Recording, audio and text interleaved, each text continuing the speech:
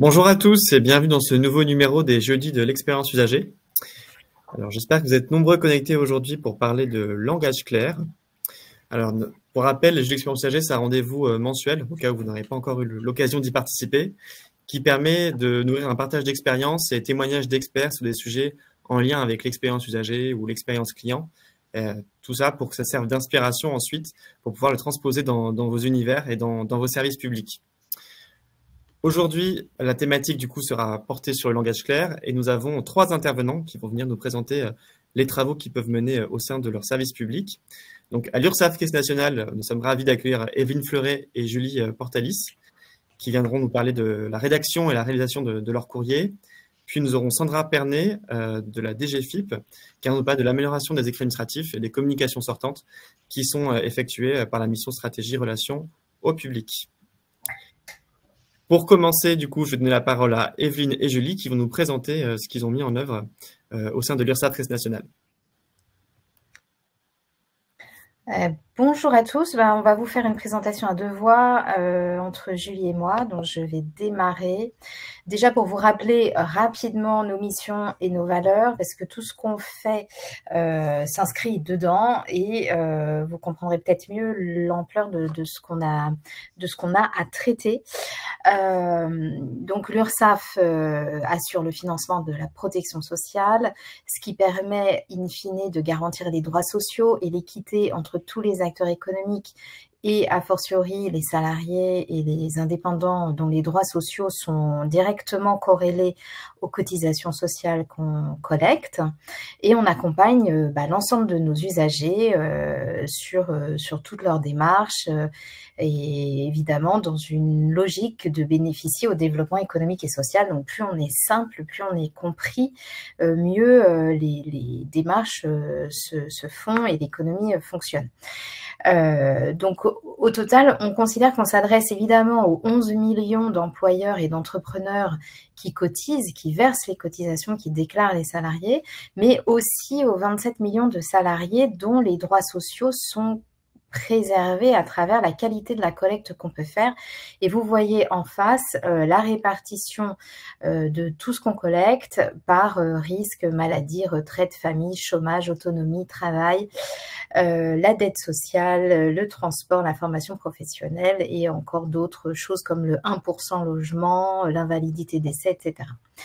Et nos valeurs, qui sont la responsabilité, la solidarité, la proximité et la proactivité, sont complètement au cœur de nos écrits administratifs. Et nous allons le voir tout à l'heure quand Julie vous déclinera un peu la ligne éditoriale qu'on a retenue. Alors, de quoi on parle quand on parle de communication écrite? Si on fait abstraction de tous les supports d'information très généralistes qu'on peut faire, on s'est centré là sur cette présentation sur les courriers, les mails, les chatbots. On y travaille, mais on n'est pas encore, c'est pas encore inclus dans notre périmètre de travail. Ça ne veut pas dire qu'on n'écrit pas clairement les chatbots, mais ils sont pas inclus dans la même démarche. Notre idée, c'est que toutes ces sources d'écrits soient complètement réunies et produite en fonction d'une seule et même ligne éditoriale. Donc c'est un challenge parce qu'on a énormément de types d'usagers différents. Donc vous voyez sur le côté, on a à la fois 4 millions, presque 5 millions de travailleurs indépendants, mais on a aussi 12 500 marins.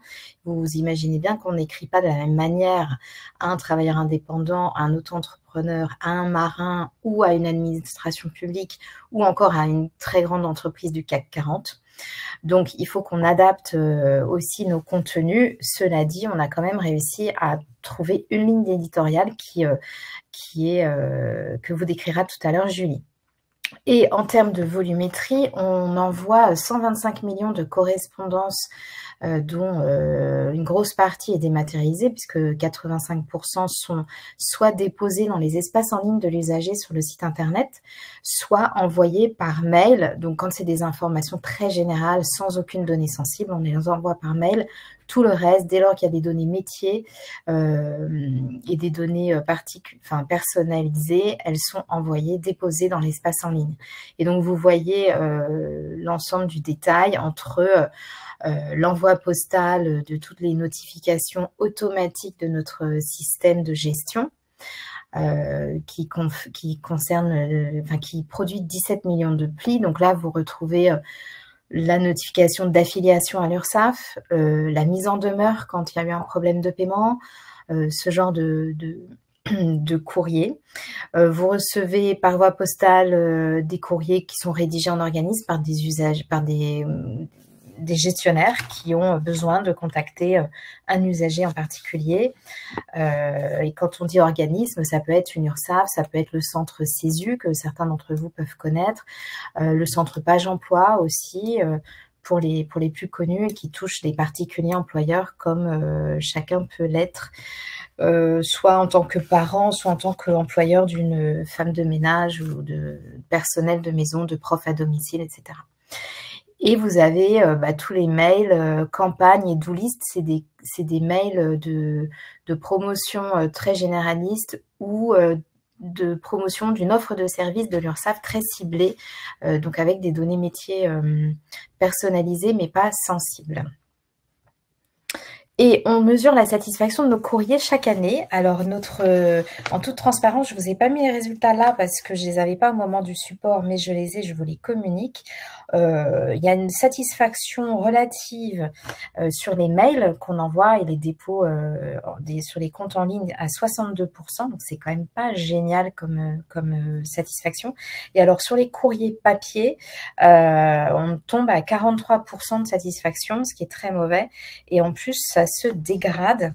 Donc, il est temps pour nous de redresser le tir. Alors, tout ne s'explique pas par la qualité du courrier intrinsèque, mais quand même, on a beaucoup d'ambition pour augmenter cette notation, d'autant que les points faibles soulignés très régulièrement d'une année sur l'autre sont les problèmes de clarté, des problèmes de personnalisation. Donc, nos usagers ne comprennent pas ce qu'on leur envoie, ne savent pas quoi en faire. Et il y a une espèce d'anxiété aussi que ça génère qui n'est pas très en phase avec nos valeurs. On a mis au point un projet de refonte des correspondances de l'URSSAF. On dit correspondance parce que courrier, ça a une notion un peu papier, alors que la plupart des envois se font sur les mails. Et pour nous, c'est un vrai changement de culture, puisqu'on avait l'habitude de s'adresser à un public d'entreprise qui ont des juristes, ou des experts comptables, qui sont très formés au droit social, qui sont très formés à tout ce qu'on peut leur dire et aux démarches. Et de fil en aiguille, vous avez vu dans le slide précédent, on a accueilli plein de nouvelles populations.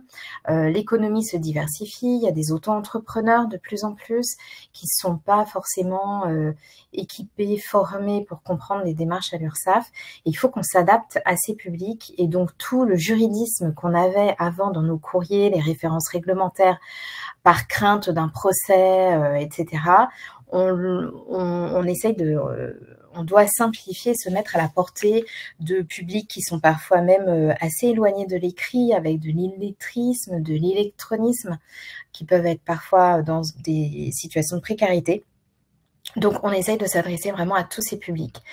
Et pour faire, et on a un périmètre ambitieux, je vous le disais, puisqu'on veut s'adresser sur les 125 millions de correspondances qu'on envoie, et tous les publics de l'URSSAF, donc les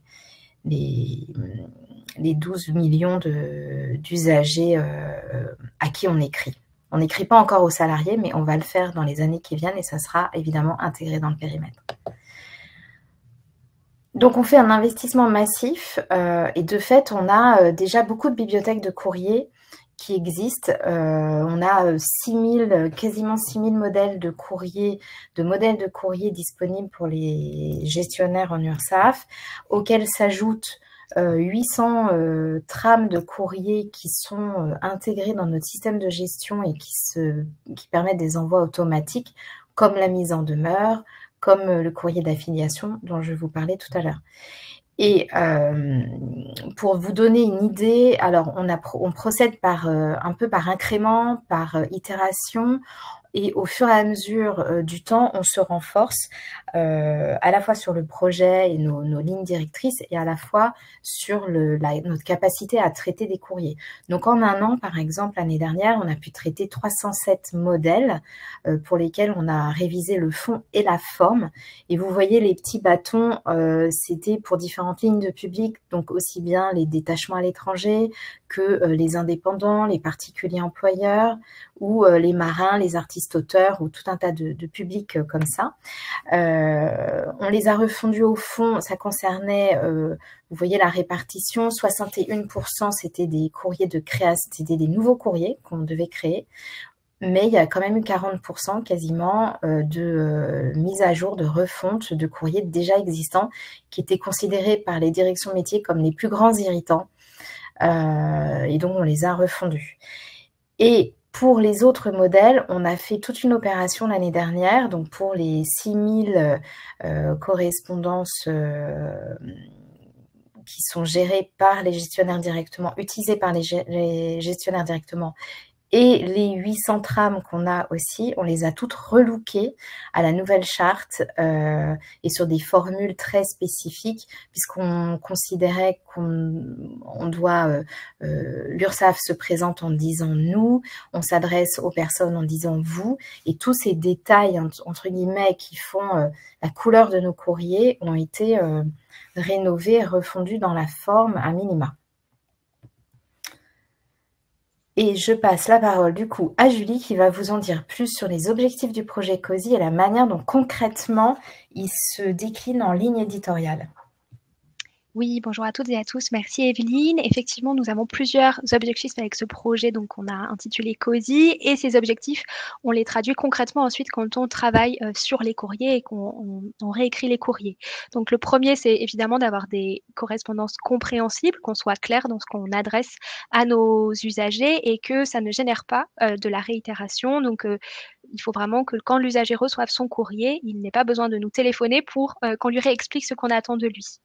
Ensuite, deuxième objectif, d'inspirer confiance auprès des usagers, donc qu'il n'ait pas de doute sur la véracité du courrier, sur l'expéditeur, et puis qu'on obtienne ensuite les réactions attendues. Donc, si notre usager a une démarche à accomplir, un paiement, une déclaration, qu'il puisse la réaliser en toute confiance auprès de nos services. Le troisième objectif, c'est de favoriser le consentement au prélèvement des cotisations, permettre donc le recouvrement des cotisations auprès de tous les publics.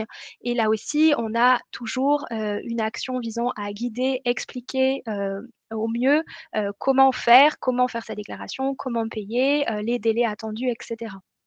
Et enfin, un enjeu important d'image pour que on transmette via nos courriers, via une communication claire et un accompagnement de notre usager, la meilleure image de l'URSSAF, en tout cas une image aussi moderne par la réécriture des courriers, la charte qu'on a appliquée et l'accompagnement qu'on met à disposition. Un point important également, c'est de délivrer au bon moment l'information à la bonne personne. Donc ça, c'est au global, hein, ça dépasse la rédaction du courrier, mais c'est aussi les requêtes qui vont être faites, les traitements qu'on a quand on a des courriers informatiques, qu'on s'adresse aux bonnes personnes et qu'on ait les bons ciblages en fonction de toutes les catégories de publics et des sous-profils qu'il peut y avoir parmi nos publics. Concrètement, sur nos courriers, en termes de charte, ça se traduit de cette façon-là. Vous avez à gauche le avant, donc des exemples de courriers, notifications qui sont adressés souvent de façon automatique, comme l'expliquait Elvine. Et à droite, vous avez la nouvelle charte. Donc, on a mis en place sur l'intégralité des courriers l'année dernière. Donc, que ce soit un courrier issu d'un traitement informatique, un courrier à la main du gestionnaire, ils ont cette apparence avec toujours donc le nouveau logo de l'URSSAF qui a été mis en place dans le cadre de la nouvelle identité URSSAF en 2021, un titre de courrier, le public concerné puisque nos usagers peuvent être multipublics, un employeur peut être aussi un particulier employeur ou un auto-entrepreneur peut être un artiste-auteur. On a un bloc de référence que je vous détaillerai juste après et puis au bas du courrier, nous avons mis en place un pavé de promotion pour orienter vers nos démarches en ligne, services en ligne ou rappeler les principales démarches à effectuer ou encore réexpliquer à quoi servent par exemple les cotisations pour continuer à faire de la pédagogie aussi sur le rôle de l'URSSAF.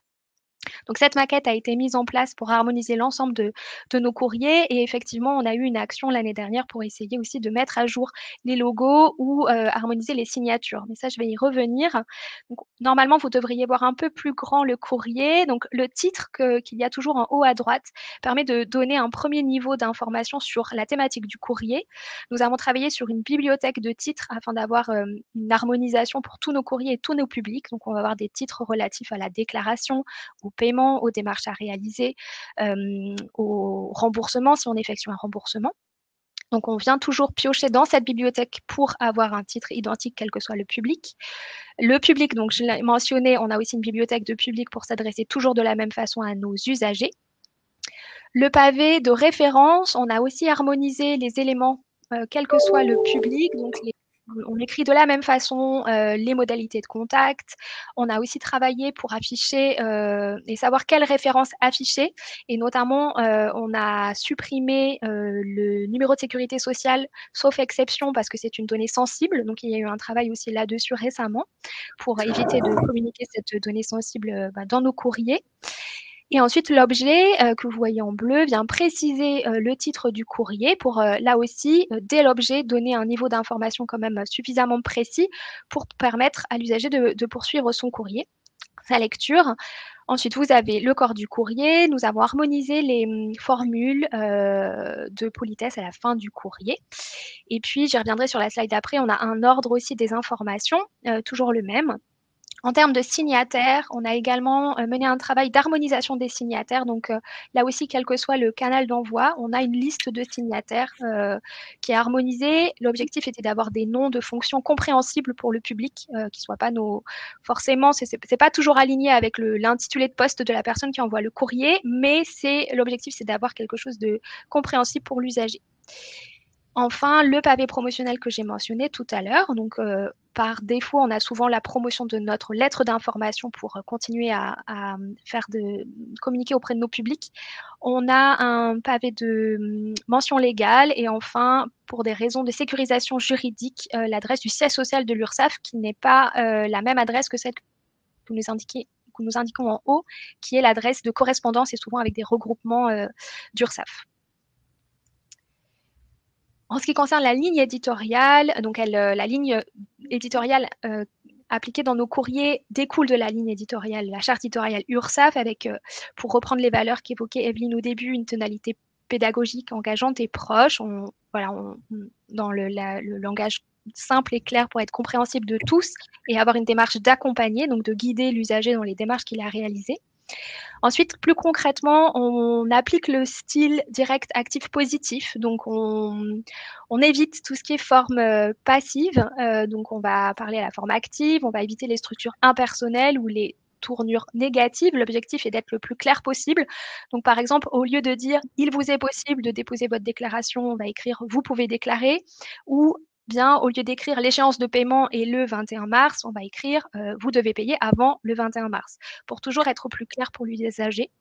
Et au niveau de l'ordre des informations, on essaye toujours aussi de respecter le même ordre. D'abord, un contexte pour rappeler pourquoi on adresse ce courrier, dans quel contexte on écrit. Est-ce que l'usager a fait une démarche, une déclaration? Est-ce qu'il nous a posé une question et on lui répond?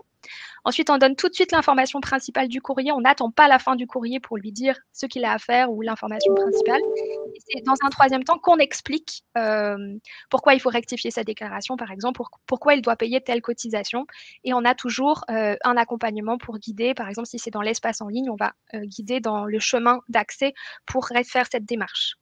Et enfin, on a plusieurs points d'attention qui sont ils sont certains en cours, en tout cas de notre côté, pour continuer à avancer sur ces sujets. Donc, le genre, pour avoir une communication inclusive, non stéréotypée, mais aussi éviter de s'adresser à nos usagers par leur genre. Donc, madame, monsieur, donc ça, c'est en cours.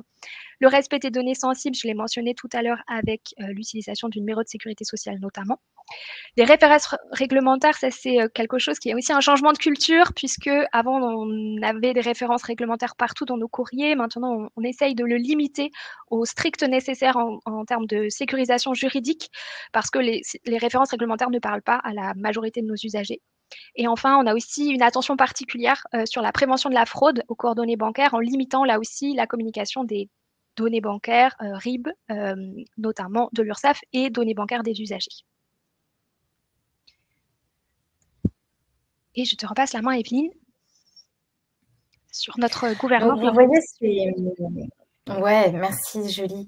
Vous voyez que c'est très dense et tout ce que vient de vous présenter Julie, on l'a accumulé au fur et à mesure de l'expérience parce qu'on a démarré ce projet en 2020-2021 et on a d'abord retravaillé au fond certains courriers, ce qui nous a permis à force d'un courrier à un autre, de se poser des questions sur la manière dont on voulait le rédiger, sur la manière dont on voulait structurer, sur la manière dont on voulait présenter l'URSSAF dans ces courriers, ce qui a donné lieu en accumulation de plein de cas différents à cette ligne éditoriale que vient de vous présenter en quelques mots Julie, et elle y reviendra tout à l'heure, vous verrez les ressources qu'on met à disposition.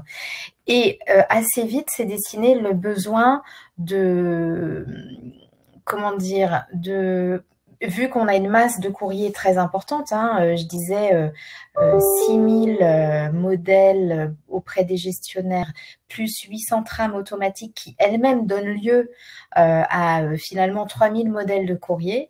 Donc on a pratiquement 9000 modèles de courrier. On ne peut pas tout réviser d'un coup, mais on ne peut pas non plus mettre 20 ans à réviser nos courriers. Du coup, il a fallu qu'on se pose une question sur comment processer un peu ce dispositif, d'autant que les courriers automatiques qui sont dans notre système de gestion doivent faire l'objet d'un développement informatique en dur pour être rénovés. Donc, c'est du budget informatique, c'est une conduite de projet informatique particulière pour chacun des courriers, des modèles de courrier, des 800 qui sont dans le système de gestion.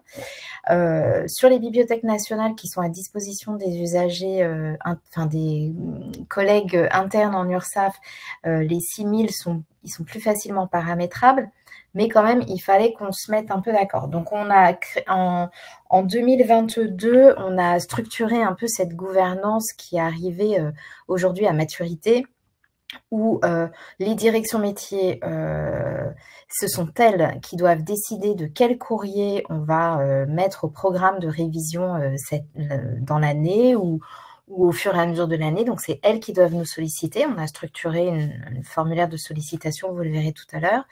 Il y a un groupe qui est destiné à analyser, à rédiger et à valider un peu le contenu du courrier.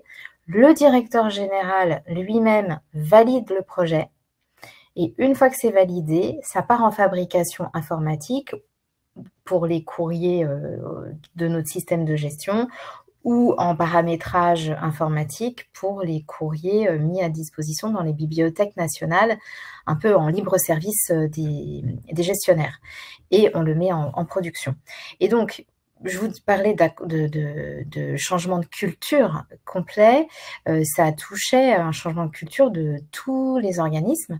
Donc, sur les 16 000 collaborateurs de l'URSSAF, on a formé tous ceux qui avaient un lien de près ou de loin avec une rédaction de courrier national ou de courrier à l'usager, même en local. Si bien qu'on a fait un plan de formation qui accompagnait cette transformation culturelle sur le terrain, qui s'est déployé toute l'année dernière.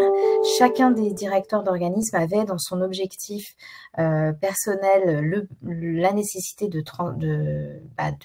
diffuser cette information.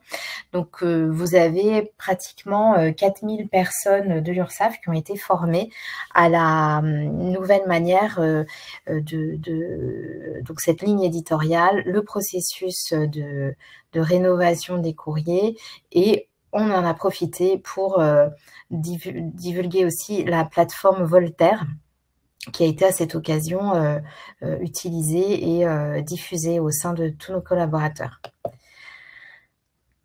Donc, on a mis en place une gouvernance qui est désormais rodée avec des points hebdomadaires et des points mensuels. Donc, vous voyez l'équipe qui est vraiment au cœur du système avec le pilotage, le comité éditorial qui sont des personnes particulièrement formées et responsables de chacun des projets de refonte d'un courrier ou de création d'un courrier et qui vont accompagner les métiers et les maîtrises d'ouvrage à rédiger, à co-rédiger ce courrier qui ensuite va être validé par le directeur général avant de passer en fabrication.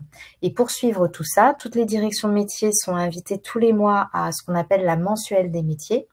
On fait le point sur les courriers, on fait le point sur des chantiers à aborder qui manqueraient. C'est avec eux qu'on a notamment suivi tout le déploiement de la formation et du changement culturel aussi. Il y a un copil tous les 2 mois présidé par le directeur qui fait le point sur toute l'activité passée et sur tout ce qui nous attend à venir, y compris le point sur les budgets qu'on utilise quand il faut faire du développement informatique sur un courrier qui est dans le système de gestion. Et toutes les semaines, l'équipe du COMED se réunit, récupère toutes les demandes de mise à jour ou de création de courrier et répartit les chantiers. Et on a un point de pilotage assez classique pour vérifier que tous les points de blocage sont bien levés et fluidifier les travaux.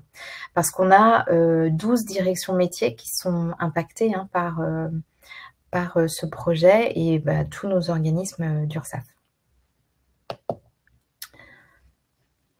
Et alors là, je vais vous montrer des schémas de processus qui sont, comme je vous le disais, arrivés à maturité. Donc là, vous voyez le schéma, je ne vais pas le commenter en détail, mais c'est pour vous le diffuser et peut-être que certains d'entre vous seraient intéressés pour le tester chez vous, pour vous inspirer votre propre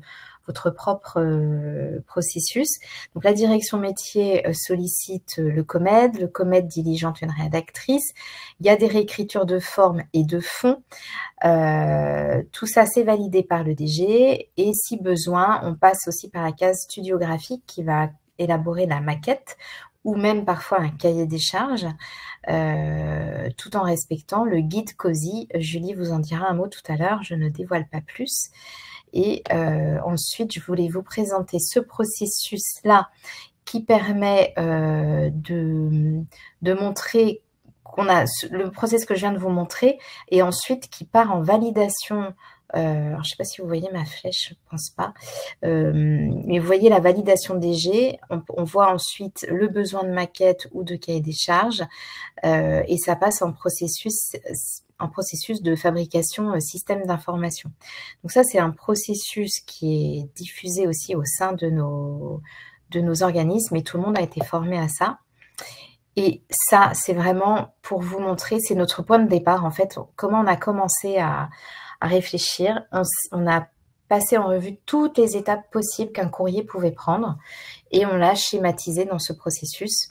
Et à chaque fois, on a mis au point les types d'actions qu'il pouvait y avoir. Donc, pour certains courriers très complexes, par exemple, vous voyez au début, il y a la demande. On qualifie la demande. Est-ce que c'est un courrier facile, complexe? Est-ce qu'on a toutes les infos pour pouvoir travailler dessus?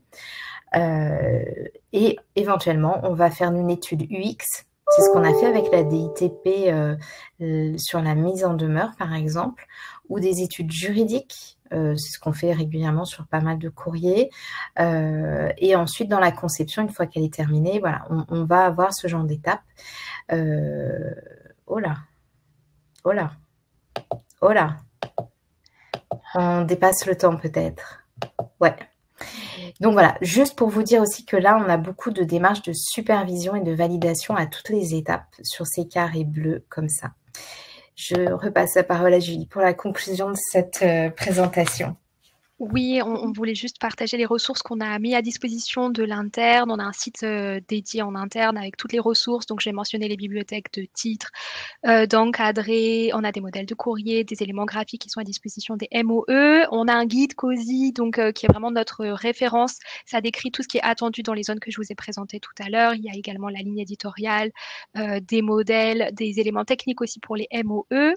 Et puis, nous avons donc, on l'a mentionné, quand une direction métier souhaite reprendre un courrier avec l'équipe COSI, nous sollicite par un formulaire qui est un Forms et nous recevons la demande. Donc, on leur demande des éléments de contexte sur leur courrier pour avoir le maximum d'informations pour prendre en charge leur demande et les accompagner au mieux dans la réécriture du courrier.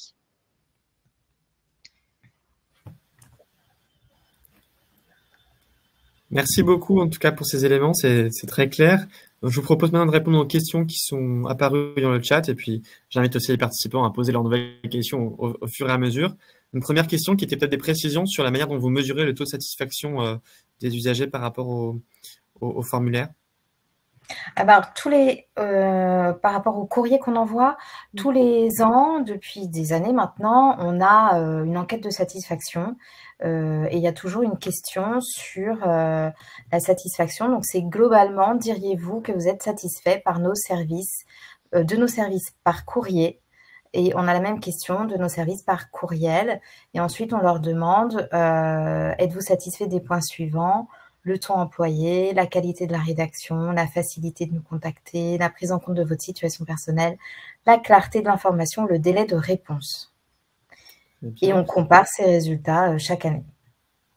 Une autre question, c'est de savoir aussi comment est-ce que vous avez travaillé en interne sur la refonte de ces courriers. Est-ce que vous avez été aidé ou appuyé par des prestataires externes ou est-ce que vous avez tout géré en centrale?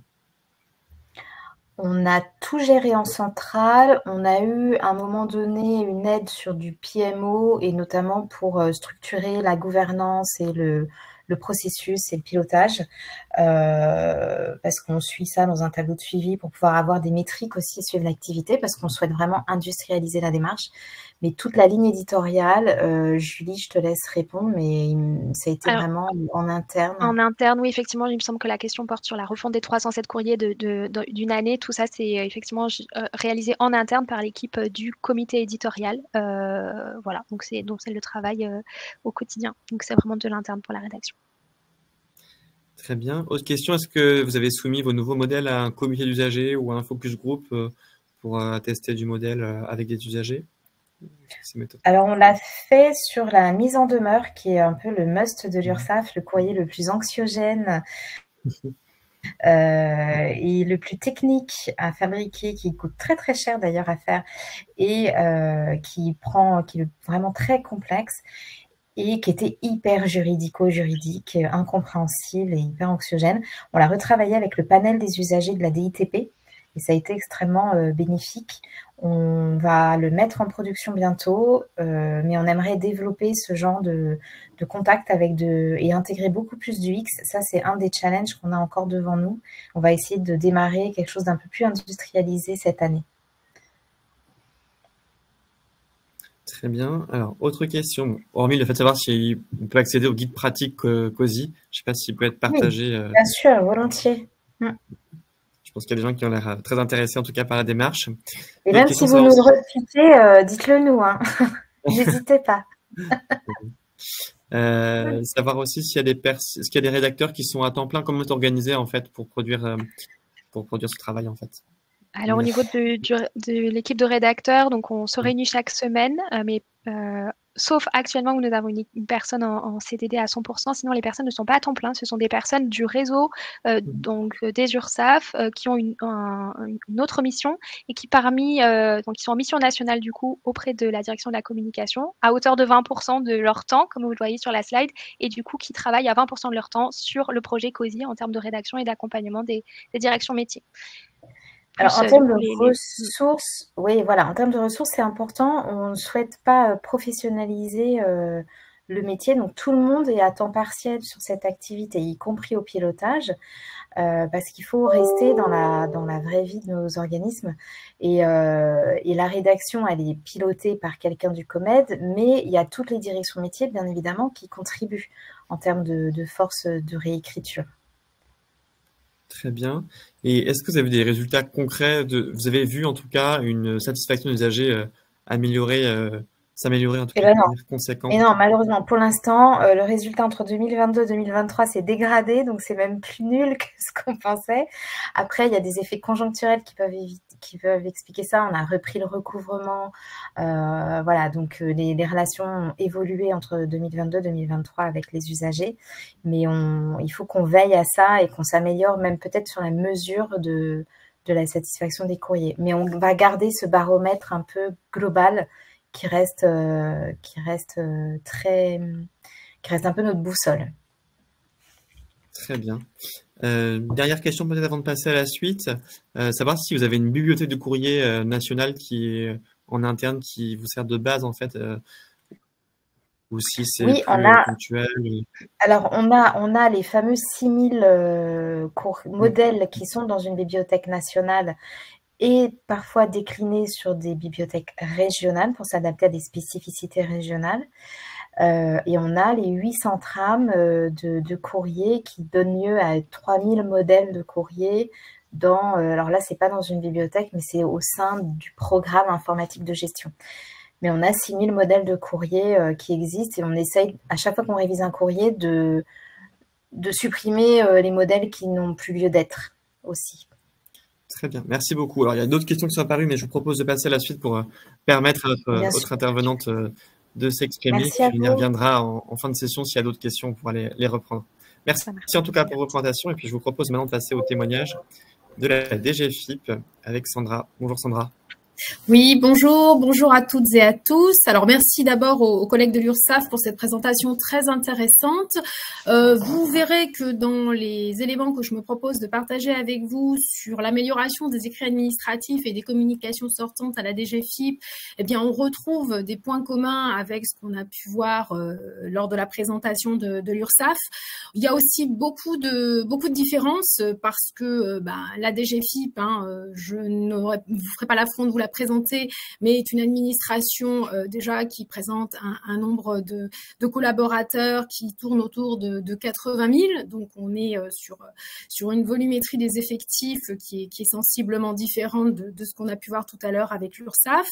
On est aussi donc par définition sur une volumétrie d'usagers, que ce soit des professionnels, des particuliers ou des institutionnels, des collectivités locales, qui est également très importante puisque potentiellement toute personne peut avoir affaire à un moment ou à un autre à la DGFiP pour des sujets divers et variés. Donc voilà, on est déjà sur des volumétries d'usagers et des volumétries d'utilisateurs en interne qui sont très importantes. J'ai choisi aujourd'hui d'aborder le sujet qui nous était proposé par la DITP en élargissant, en ne parlant pas seulement des écrits, mais en parlant plutôt des communications sortantes, parce que les écrits ne sont qu'une partie de nos communications, et quand on réfléchit à l'amélioration de ces communications, on y réfléchit d'une manière globale.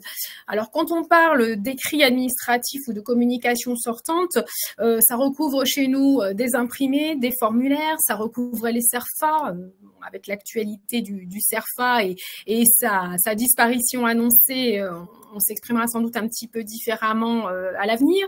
Les courriers papier, bien sûr, les flyers thématiques qui sont considérés comme de véritables communications sortantes, les courriels en masse, les réponses par mail et notamment via la messagerie sécurisée des usagers sur impôts.gouv et aussi potentiellement tout ce qui est communication avec le chatbot puisque la DGFiP s'est dotée depuis 2 ans d'un chatbot en amont de la messagerie sécurisée des usagers et ce chatbot qui aujourd'hui est capable d'avoir 220 thèmes de conversation différents avec les usagers, est aussi à proprement parler un moyen de communication sortante et il fait bien sûr partie de ces expériences d'amélioration et de simplification que nous menons. Alors, je le disais, la DGFiP produit un nombre de communications sortantes en très grosse volumétrie. Pour donner quelques chiffres, on a 235 millions de courriers annuel, près de 200 millions de courriels en masse et j'ajoute à ça bien sûr les courriers, les échanges via les messageries comme on le disait tout à l'heure et tous les autres supports. Donc on est sur des volumétries qui sont des communications autour de 400-500 millions de communications annuelles et sur des sujets d'une très grande variété qui évidemment chaque mission à la DGFiP, que ce soit le recouvrement de l'impôt, le conseil apporte son lot d'échanges avec nos usagers et donc autant de courriers et de communications différentes. Alors pour ma part, donc je suis chargée de mission au sein d'une mission qui s'appelle la stratégie relations publiques, qui est une mission d'une quinzaine de collaborateurs avec un chef de mission et qui est rattaché directement à la directrice générale des finances publiques et qui a pour mission principale de définir et d'accompagner la mise en œuvre de la stratégie d'accueil des usagers. Et donc, dans cette stratégie d'accueil des usagers, eh bien, nous fonctionnons par canaux. Et donc, nous avons un canal téléphonique, comme la plupart des administrations. Nous avons un canal guichet accueil physique et nous avons un canal distant autre que le téléphone, qui est plutôt tout ce qui est communication via les messageries sécurisées, via les boîtes à lettres fonctionnelles, et puis tout ce qu'on peut trouver sur le portail impôts.gouv. Donc, pour ma part, donc j'interviens plus particulièrement sur ce canal distant un petit peu lié à Internet, et c'est à la mission stratégie relations publiques que revient le rôle par la directrice générale, eh bien de piloter, de prendre un peu le lead sur ces sujets de simplification et d'amélioration. Alors c'est un rôle qui est fort intéressant puisqu'il nous permet d'avoir de nombreux interlocuteurs et d'avoir une vision très large de la façon dont on communique avec nos usagers, mais c'est aussi un rôle qui est assez complexe parce que justement le nombre des interlocuteurs est très important. Je disais tout à l'heure, on a une très très grande variété de missions, donc un nombre d'interlocuteurs très important. Alors, j'ai choisi en fait de vous présenter cette mission d'amélioration des communications autour de 3 points.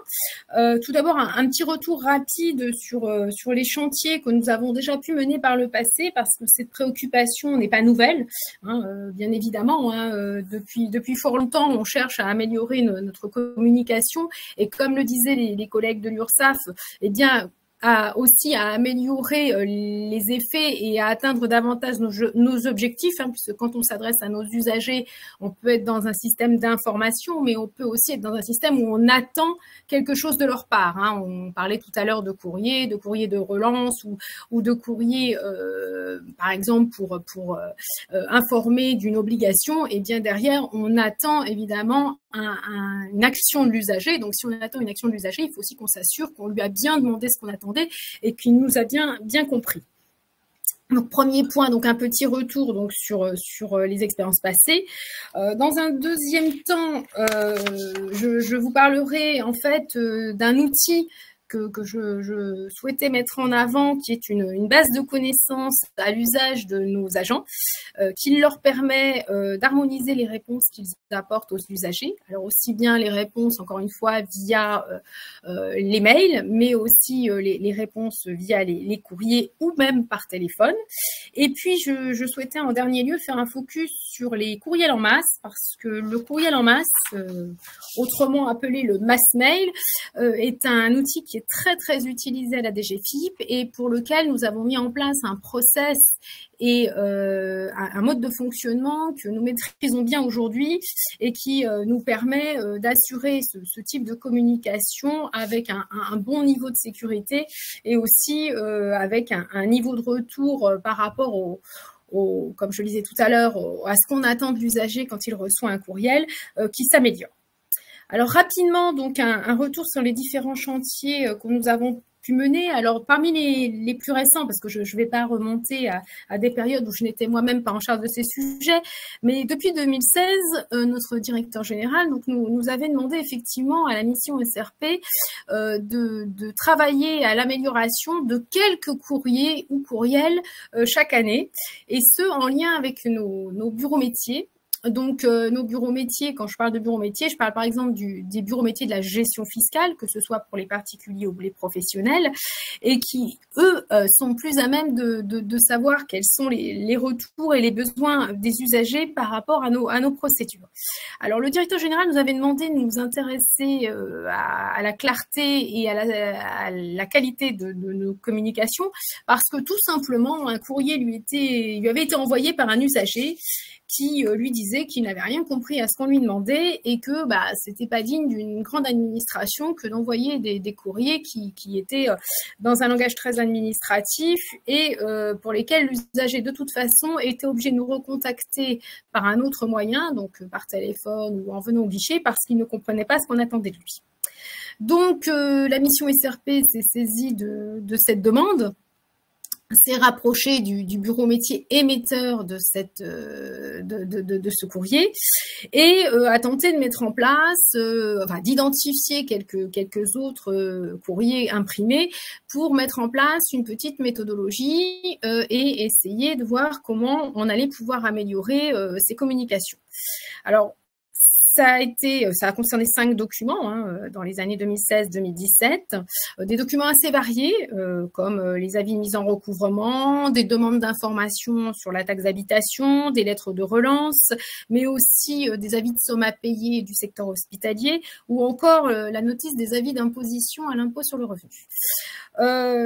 Ça n'a pas été une grande réussite. Alors, on a amélioré ces 5 documents. On y a mis du cœur. On l'a fait un petit peu en chambre, vraiment au niveau de l'administration centrale. Et en fait, on n'a pas réussi à passer à l'échelle. Parce que déjà, nous avions beaucoup de mal à identifier des imprimés ou des formulaires qu'on pouvait essayer de simplifier, d'améliorer, parce que ça reposait en fait sur une sorte de recensement avec, en termes de critères, soit des critères de volumétrie, soit des critères de retour des usagers qui se seraient manifestés en nous disant que nos documents n'étaient pas lisibles, n'étaient pas clairs. Et puis aussi parce que, comme je le disais tout à l'heure, ça nécessitait d'embarquer un très grand nombre de bureaux parties prenantes. Alors, à la fois les bureaux métiers qui établissent la règle fiscale et qui donne les consignes pour l'appliquer, mais aussi le service informatique, aussi des considérations budgétaires. Tout à l'heure, les collègues de l'URSSAF disaient, voilà, tous ces imprimés, tous ces documents coûtent de l'argent, mais mettre en place aussi une méthode et essayer d'établir un processus aussi, parce que il peut y avoir effectivement des évolutions informatiques à prévoir lorsque les documents sont issus d'applications informatiques. Et tout ça, effectivement, ça nécessite d'être prévu dans des plans annuels et au point de vue budgétaire. Donc, ce premier chantier n'a pas pu aller beaucoup plus loin que les 5 imprimés, mais on était déjà très content d'avoir pu simplifier, améliorer, rendre plus lisible 5 imprimés, parce que 5 imprimés multipliés par la volumétrie de chacun de ces imprimés, la volumétrie annuelle, c'était quand même assez significatif. Ensuite, à partir de 2021, nous avons été sollicités, mais comme beaucoup d'autres administrations auxquelles vous appartenez, par la DITP pour participer à un chantier de grande ampleur de refonte des CERFA. Et nous avons identifié, avec l'aide encore une fois de nos bureaux métiers, mais aussi de la DITP, nous avons identifié donc 3 imprimés, 3 déclarations sur lesquelles nous avons travaillé pour les simplifier, donc dans un process qui avait été mis en place par la DITP en travaillant avec des prestataires et des consultants extérieurs et en essayant effectivement d'avoir un travail et de fond et de forme pour véritablement non pas seulement toiletter, mais refondre nos imprimés. Donc, nous avons travaillé sur 3 documents. Nous avons travaillé sur la déclaration de prêt, nous avons travaillé sur la déclaration de revenus fonciers et sur la déclaration de plus ou moins-value pour les particuliers. Alors, ce chantier fort intéressant et très prenant, et nos collègues de la DITP pourraient témoigner avec moi sur ce sujet, a mis quand même en exergue un certain nombre de difficultés, alors qui sont pour certaines propres peut-être à la DGFiP, mais pour d'autres sans doute partagées par d'autres métiers, qui sont ce que je disais déjà tout à l'heure par rapport à notre première expérience, la complexité des circuits et le nombre d'acteurs que ces travaux de refonte nécessitent de mettre en œuvre au niveau de la DGFiP, la nécessité d'avoir des ressources dédiées, ce qui n'était pas le cas, donc en fait, outre la SRP, qui pour le coup était une mission qui avait dans son escarcelle ses travaux de simplification, mais pas que, puisque je vous ai parlé tout à l'heure de nos missions et des canaux que nous gérons. Et puis le SI qu'il fallait embarquer aussi, comme on le disait tout à l'heure, puisque à un moment donné, quand on a travaillé et qu'on a des idées et qu'on sait ce qu'on veut faire avec nos documents, eh bien, il faut que ça se fasse concrètement, que ça se traduise concrètement. Et là, on est dans l'édithique, on est dans l'informatique, et du coup, ça nécessite aussi de mobiliser des ressources.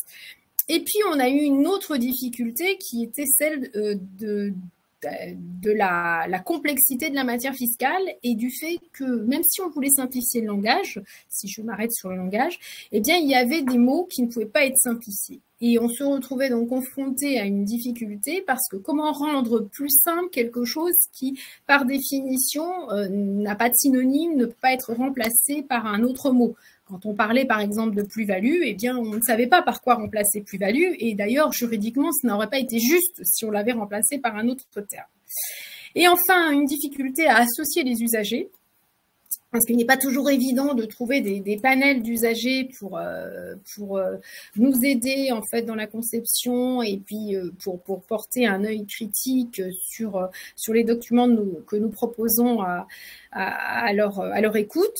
Alors pour plein de raisons, hein, parce que c'est pas toujours facile, la DITP le sait aussi, hein, de trouver des panels d'usagers, et puis aussi parce que peut-être que l'administration fiscale peut faire un petit peu peur aussi et qu'il peut y avoir un peu de défiance et voilà, pas toujours une spontanéité de l'usager pour s'inscrire dans une démarche d'écoute usager et pour passer au tamis des documents que la DGFiP leur soumettrait. Par contre, ce qui est ressorti très positif dans cette expérience avec la DITP, eh bien, c'est toute la documentation, toute la méthodologie qui a pu nous être apportée. Et là, je sais qu'il y a des documents puisqu'ils nous ont été livrés et nous-mêmes nous avons circularisé au sein de la DGFiP. Donc, on a quand même appris beaucoup de choses sur la méthodologie, sur le parler clair, sur la façon de concevoir un process de simplification ou de refonte. Donc, tout ça a quand même été très positif. Alors, comme vous le savez, la simplification des CERFA a été abandonnée au profit de travaux désormais sur les événements de vie. Et la DGFiP s'inscrit aussi dans ces travaux hein, qui sont menés donc, par la DITP et ainsi que dans les nouveaux groupes thématiques qui viennent d'être lancés cette année, et notamment l'amélioration des écrits administratifs. Donc, on attend beaucoup de ces travaux parce qu'encore une fois, compte tenu des volumétries des documents que nous produisons et des communications que nous produisons à la DGFiP, nous ne pouvons que nous inscrire dans ces démarches et nous ne pouvons que souhaiter communiquer de manière plus intelligible, plus claire, plus simple avec nos usagers. Le deuxième point que je souhaitais aborder, c'était mettre en avant un outil que nous avons à la DGFiP et qui, là encore, est piloté par la mission stratégie aux relations publiques. C'est une base de connaissances fiscales, donc qui s'appelle la BACO fiscale, tout simplement, et qui est à disposition de tous nos agents.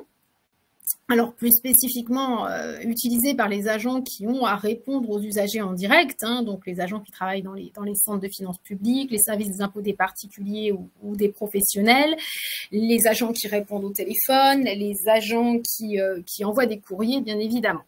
Donc, cet outil, cette base de connaissances, en fait, donc elle est pilotée par la mission SRP. Pour la partie usagers particuliers, aujourd'hui, on a à peu près 250 réponses types qui sont offertes à nos agents. Ces réponses types, par contre, elles ne sont pas rédigées, mises à jour au sein de l'administration centrale uniquement, parce que, bien évidemment, pour pouvoir utilement proposer des réponses types, eh bien, il faut avoir l'usager en face de soi et il faut avoir conscience de la façon dont les usagers nous posent leurs questions.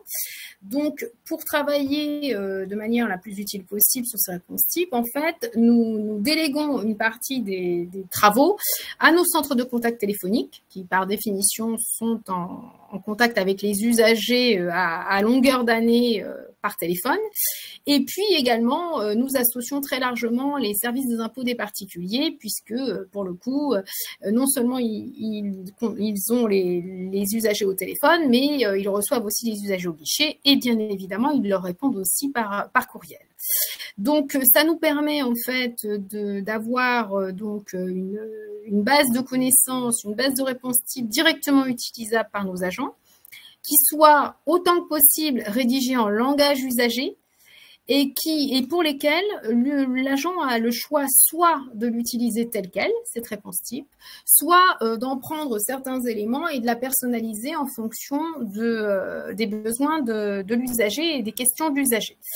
Donc, ce qui nous permet de faire gagner du temps à nos agents, de consolider la doctrine et d'offrir un niveau de réponse qui soit le même sur tout le territoire, puisque nos services peuvent être sur tout le territoire et à différents niveaux de proximité avec les agents. Donc, quand on a une question, par exemple, sur, je ne sais pas, la déductibilité de certaines charges à l'impôt sur le revenu, eh bien, les réponses types afférents à ces sujets permettent à nos agents d'avoir non seulement une réponse qui est sûre, vérifiée par l'administration centrale, mais aussi qui soit rédigée dans un langage usagé, donc qui permet aussi d'être mieux compris par nos usagers. Et bien évidemment, ils peuvent également compléter cette base de réponses types. Donc, c'est une utilisation simple à partir d'une base qui permet de faire une recherche par un moteur de recherche et aussi une utilisation qui peut être faite en direct quand notre agent est en train de répondre à un usager dans sa messagerie sécurisée, donc sur son espace impôt.gouv. Eh bien, l'agent peut appeler directement certaines réponses types qui viennent s'incrémenter dans sa réponse et ensuite les retravailler s'il le souhaite. Donc, ces réponses types, je vous l'ai dit, elles sont rédigées donc par les agents qui sont en contact direct de l'usager, avec un visa et un pilotage donc par la mission SRP, et aussi une vérification et un apport de matière par nos bureaux métiers qui établissent la réglementation et la doctrine fiscale de manière à ce qu'on s'assure que ce qu'on répond est strictement exact. Ces réponses types sont mises à jour tout au long de l'année et plus particulièrement de manière exhaustive pour les deux campagnes qui sont les campagnes déclaratives à l'impôt sur le revenu et la campagne des avis d'impôt. Enfin, je souhaitais vous faire un petit focus sur nos campagnes de courriel en masse. Je vous le disais en introduction, on a à peu près 200 millions de courriels qui partent chaque année vers nos usagers. Alors, quand je dis 200 millions de courriels, je parle des courriels d'information, un peu général, ouverture de la déclaration en ligne pour l'impôt sur le revenu, des courriers d'information plus précis destinés à des usagers bien particuliers parce qu'ils sont concernés par un dispositif particulier. Par exemple, on va envoyer un courriel personnalisé à des usagers qui ont eu un changement de situation au cours de l'année précédente, un mariage, une séparation, des enfants, etc. Et pour lesquels il y a une action à faire dans l'espace particulier. Et donc, on va leur dire, vous avez potentiellement eu un changement qui potentiellement peut avoir une répercussion sur vos revenus et sur votre impôt sur le revenu. Et on les invite à certaines démarches. On a plusieurs outils pour ces courriels en masse et tout le pilotage, la planification et le visa des messages passent par la mission SRP. Autrement dit, chaque bureau métier, par exemple la gestion fiscale des particuliers, qui souhaite émettre un message à destination d'une population, certains usagers, comme je le disais tout à l'heure, par exemple, qui ont eu un changement de situation, eh bien, va rédiger un projet de message, va nous indiquer la volumétrie des usagers concernés, va nous solliciter pour un créneau calendaire, et la mission SRP va programmer, viser ces messages, toujours dans l'esprit de parler à l'usager en langage usager, et va programmer avec les autres intervenants, c'est-à-dire notre système de SI qui va procéder à l'envoi, eh bien, va programmer cet envoi. Donc, il y a un pilotage unique de ces campagnes de mass mail. On a beaucoup évolué parce qu'on faisait essentiellement du courriel très générique, et aujourd'hui on sait aller au plus près, cibler l'usager, faire des petites campagnes d'envoi pour des usagers, encore une fois des populations bien identifiées. Et pour faciliter la rédaction, on a rédigé également une charte de rédaction, une charte de bonne pratique, de manière à ce que nos commanditaires, donc nos bureaux métiers qui souhaitent envoyer des messages, eh bien, se réfèrent à quelques usages simples sur la façon de communiquer avec nos usagers. Par ailleurs, pour savoir si nos messages arrivent bien à l'usager et si les usagers les consultent, eh bien, on a depuis peu de temps mis en place un système de traçage à l'ouverture. Donc, on est capable aujourd'hui, alors on débute sur ce sujet-là, il y a encore à améliorer, mais on est capable de savoir comment les usagers fonctionnent par rapport aux mails qu'ils reçoivent. C'est-à-dire qu'on est capable de savoir s'ils les ouvrent. C'est le minimum, ce qu'on ne savait pas faire il y a encore un an en arrière. On est capable de savoir quand est-ce qu'ils les ouvrent. Est-ce qu'ils les ouvrent plutôt quand on envoie le message, quelques jours plus tard, jusqu'à quand un usager potentiellement va ouvrir le message. Au bout de 5, 6, 7 jours, un message tombe dans la messagerie ou dans les indésirables et il n'est pas ouvert. On va savoir aussi potentiellement si un message est plus ouvert en fonction du type de titre et d'objet qu'on a mis au message. Il y a plus le message est personnalisé, on en revient à ce que je disais tout à l'heure, donc plus l'usager va se sentir concerné, plus vite il va l'ouvrir, plus vite ça va être suivi d'effet. Donc tout ça sont des choses qu'on apprend, qu'on ne maîtrise pas encore totalement, mais qu'on commence à savoir faire et qui nous apprennent beaucoup et qui nous permettent aussi de mieux piloter nos envois. Donc, on a beaucoup d'enseignements à en tirer. Et bien évidemment, on sait aussi si un message a touché à son but, en bien ou en moins bien, c'est-à-dire s'il n'a pas été compris, au nombre de contacts que l'on a derrière. Donc, des messages sur la messagerie sécurisée, des appels, parce que c'est souvent le cas. Quand on envoie un message un petit peu sensible, on a en général derrière beaucoup d'appels. Je vois qu'il y avait une question pour savoir si on faisait appel à l'intelligence artificielle. Oui, on a travaillé sur des solutions d'intelligence artificielle.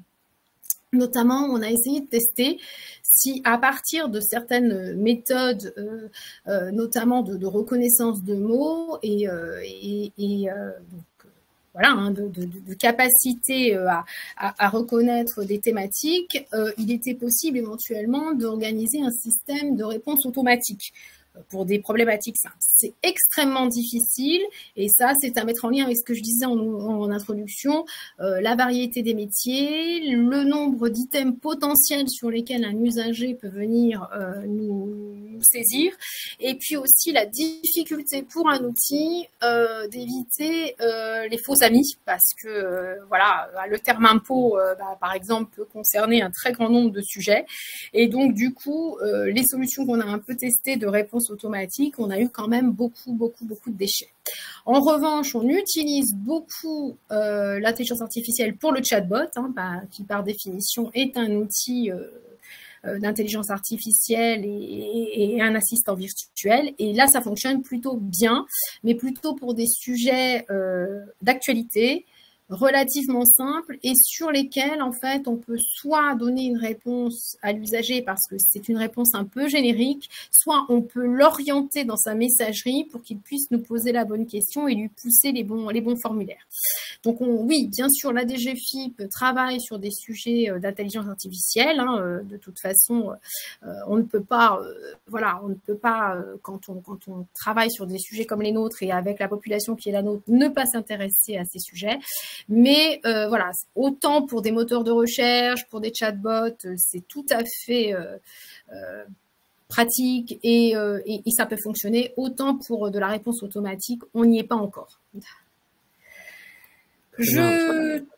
Oui, pardon, juste un dernier mot pour conclure. Donc, je voulais simplement aussi vous dire, bon là, j'ai choisi ces 3 points. Il y en aurait bien d'autres, et on aura peut-être d'autres occasions avec la DITP de vous présenter certains de nos process. Je voulais dire aussi que notre mission est aussi souvent sollicitée par les bureaux métiers dont je parlais quand ils veulent mettre en place un nouveau formulaire, un nouveau courrier. Ils ont une tendance maintenant à avoir pris l'habitude de nous saisir parce qu'on a été positionné comme tel par notre directrice générale pour qu'on puisse penser avec eux le langage usager et que notre expérience de la relation usager puisse servir à l'amélioration des écrits. Donc, on a un process qui se met en place un process d'échange et d'aller-retour et qui fonctionne plutôt bien et qui nous permet quand même d'améliorer singulièrement beaucoup de nos communications. Après, comme je le disais, hein, on se heurte encore à des obstacles et la complexité de la loi fiscale en est un de taille. Merci beaucoup pour cette présentation. Je suis désolé, on est un peu pris par le temps parce que oui, non, mais il n'y a pas de sujet. Voilà. Donc, je crois qu'il y a encore quelques petites questions, mais il me semble que vous avez répondu dans l'ensemble à ces questions lors de votre présentation. Je vous propose donc de conclure parce qu'on a dépassé un petit peu le temps et que pour respecter un petit peu ce qu'on avait prévu. Juste pour vous dire que déjà d'une part, remettre en situation, enfin, remercier vivement les intervenants qui ont pris du temps pour vous présenter ces beaux projets qui sont menés à la fois à l'URSSAF et à DGFiP. Remercier aussi Élise Potier, que vous n'avez pas vu, mais qui a beaucoup travaillé aussi à la préparation de ce webinaire. Et puis, une petite information aussi sur les prochains rendez-vous de la DTP. Donc, la semaine prochaine, on a un rendez-vous de la DTP. Donc, c'est une session ou un webinaire sur le plan téléphone. Et l'idée, c'est de savoir comment les administrations se mobilisent pour améliorer l'accès et la qualité des services publics au téléphone. Et puis, le 4 avril, on a un webinaire thématique sur langage clair et services publics. Donc, la continuité des échanges que nous avons aujourd'hui avec des experts du langage clair et le Parlement européen. Donc, je vous invite vivement à participer à l'un ou l'autre ou les deux de ces rendez-vous prochainement. Juste pour conclure, remettre en situation et dire aussi que ces témoignages s'inscrivent aussi dans le programme Service Public Plus. Il y a un engagement qui est dédié à la simplification du langage, pour fournir des écrits, des communications simples, claires et accessibles aux usagers. Donc, c'est dans cette philosophie-là aussi que ces échanges sont à contextualiser. Et encore merci à tous et puis je vous souhaite une bonne après-midi et à bientôt pour nos prochains rendez-vous. Merci à tous. Merci beaucoup. Merci. Au revoir. Au revoir. Au revoir.